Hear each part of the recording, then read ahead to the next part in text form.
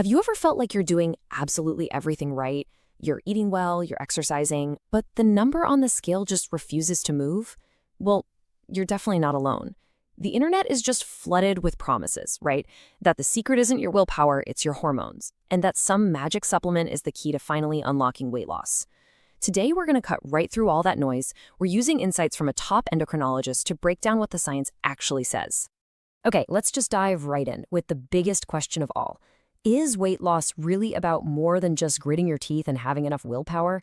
I mean, if you've ever struggled, you've probably asked yourself, am I just not trying hard enough? But what if the whole game is kind of rigged against you from the start? And boom, here it is. This one sentence just nails the core issue. Our expert source, an endocrinologist, puts it so perfectly. Willpower is often no match for biology. Now, this isn't some get-out-of-jail-free card or an excuse. It's a scientific fact. Your hunger, your cravings, your metabolism, they're all run by this incredibly complex web of hormones. And when that system is out of whack, it feels like you're fighting an impossible uphill battle. So that brings us right here to the alluring hormone promise. You know the one. It's the super appealing idea that if biology is the problem, then maybe, just maybe, a simple little pill is the solution. And it's so tempting to believe that, especially when you feel totally stuck. But is it really that easy? I want you to think about your body's hormonal system like a massive, finely tuned orchestra. You've got all these different parts working together in perfect harmony. Well, according to our expert, supplements, at their absolute best, are just supporting actors, you know? They're like the triangle player in the back. They can't conduct the whole orchestra, and they sure can't replace the first chair violin. The takeaway? They play a really, really minor role. So let's talk about the first major player in this orchestra, insulin. Our expert has a great name for it, the fuel director, because its number one job is to tell your body what to do with its energy. And that, as you can imagine, has a huge impact on storing fat.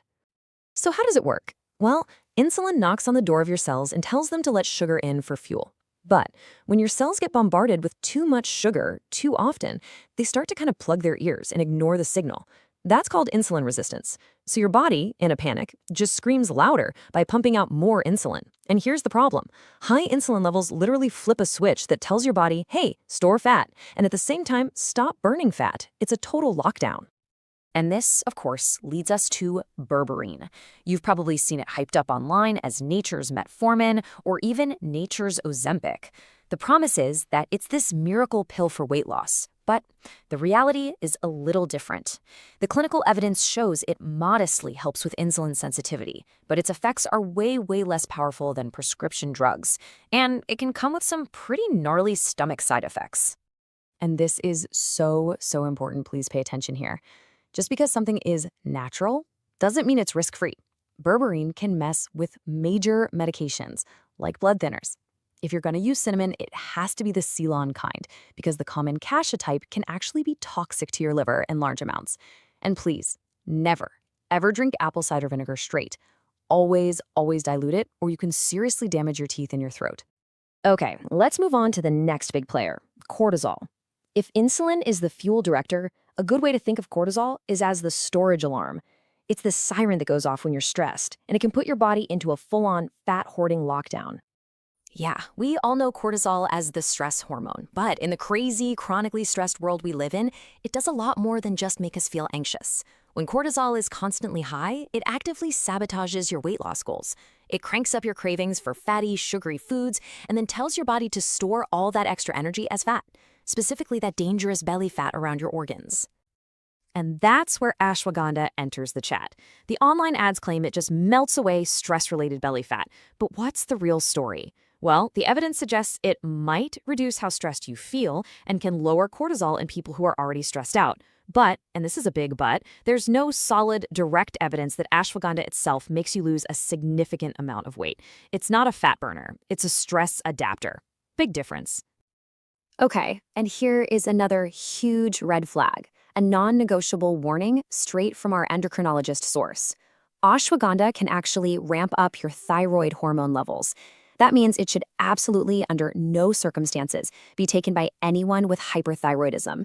And if you have any history of thyroid problems at all, you need a doctor's supervision. Seriously, this is not something you just experiment with.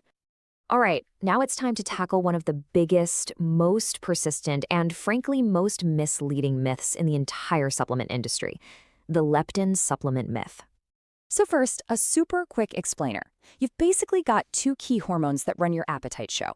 There's leptin, which comes from your fat cells and sends a message to your brain saying, hey, we're good, we're full, you can stop eating now. And then there's ghrelin from your stomach, which screams, I'm hungry, feed me. They're supposed to be a perfect team, right? Well, it doesn't always work that way. So let me be as clear as I possibly can be. And this is a direct quote from our expert source. There is no such thing as an effective oral leptin supplement. Full stop. End of story. Any product you see being sold that way is basically preying on a complete misunderstanding of how your body actually works. Now, this is where it gets really fascinating. Here's why it's a myth. The myth says that people who are overweight have low leptin and just need more of it. But the biological reality? Most people with obesity have incredibly high levels of leptin. The problem isn't a lack of the I'm full signal. The problem is the brain's fullness sensor is broken. It's called leptin resistance. Think of it this way. If your fire alarm is blaring, but you have earplugs in, buying another fire alarm isn't going to help you hear it. You have to fix the receiver, not the signal. So if all these popular supplements aren't the magic pills they're made out to be, then what in the world actually works? Okay, let's pivot and talk about what our expert calls the real hormone regulators. And this one number really says it all, 5 to 10%. At the absolute most, our expert says that's the impact supplements can have. That's it. They are the final, tiniest cherry on top piece of the puzzle. They are not the foundation. They're not even the walls. So here it is, the real deal, the actual expert-backed prescription for a true hormone reset. And it all starts with the foundation. Number 1, diet is primary. We're talking whole foods, tons of fiber, and prioritizing protein to manage that insulin we talked about.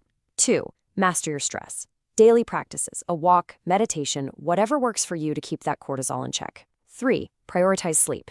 7 to 9 hours is the goal because that's when your body regulates those appetite hormones. 4, move strategically, a mix of strength training and cardio.